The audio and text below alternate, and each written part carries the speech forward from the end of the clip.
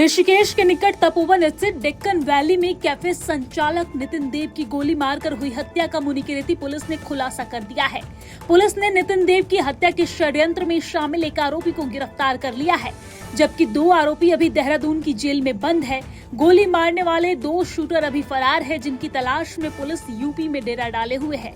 नितिन देव की हत्या में कई चौंकाने वाले खुलासे भी हुए हैं। इस खुलासे पर डीजीपी दीपम सेठ ने पुलिस, एसओजी और साइबर सेल की टीम को 50,000 का इनाम दिया है। तो उसी में सामने आया कि एक विपिन नैयर नाम का व्यक्ति था, लोकल व्यक्ति था, जिसका कि मृतक से कुछ झगड़ा चल रहा था और पिछले वर्ष विपिन नैयर को पॉक्सो के केस में जेल भी भेजा गया था कोतवाली ऋषिकेश के द्वारा। और विपिन नैयर को ये लगता था कि ये नितिन देव जो मृतक है उसके द्वारा उसके ऊपर झूठा केस कराया गया है, इस कारण से वो उससे रंजिश भी रखता था।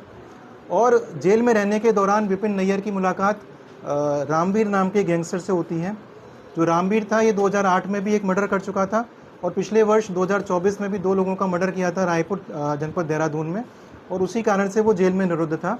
और इसके अन्य साथी भी रोशनाबाद और सिद्धोवाला जेल में मौजूद थे। तो जेल से जानकारी करने में आया कि इन दोनों में जो विपिन नैयर था और रामवीर, इनमें काफ़ी घनिष्ठ मित्रता हो गई थी जेल के दौरान। और जेल के दौरान जब जेल से जमानत पर विपिन नैयर बाहर आया, उसके द्वारा रामवीर के कहने पर उसके साथियों से संपर्क किया गया और उन्हीं साथियों के कहने पर ये शूटर्स को अरेंज किया गया। उनको यहाँ पर बुलाया गया, इसी सोसाइटी में फ्लैट दिलवाकर इनको रुकवाया गया। और जब ये लोग सेटल हो गए यहाँ पर, तो घटना से कुछ दिन पूर्व भी विपिन नैयर साजिशन इसको जमानत तुड़वाकर वापस जेल में चला गया अपनी एलिबाई के लिए, अपने को निर्दोष दिखाने के लिए।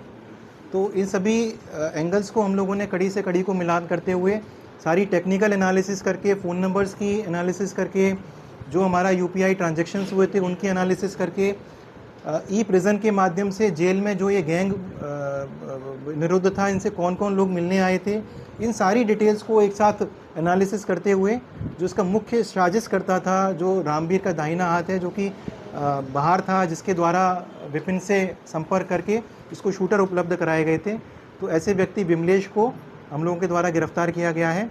ये मूल रूप से बलिया उत्तर प्रदेश का रहने वाला है और ये काफ़ी वर्षों से 8-10 वर्ष ये देहरादून में रहकर इसने काम किया है और वहीं इसकी मुलाकात रामवीर से हुई थी और इसके पारिवारिक संबंध इससे बन गए थे। तो घटना के जब जमानत के बाद में विपिन नैयर बाहर आता है तो उसके द्वारा रामवीर के कहने पर विमलेश से संपर्क किया जाता है और विमलेश के द्वारा अपने ही जान पहचान वाले शूटर्स को अरेंज किया जाता है। तो इसमें हमारे द्वारा विमलेश से पूछताछ में जो शूटर्स हैं इनकी भी डिटेल्स मिल गई है। इसके लिए हमारी टीम अभी भी फील्ड में मौजूद है, अलग अलग ठिकानों पर दबिश दी जा रही है और शीघ्र ही दोनों शूटर्स को भी गिरफ्तार किया जाएगा।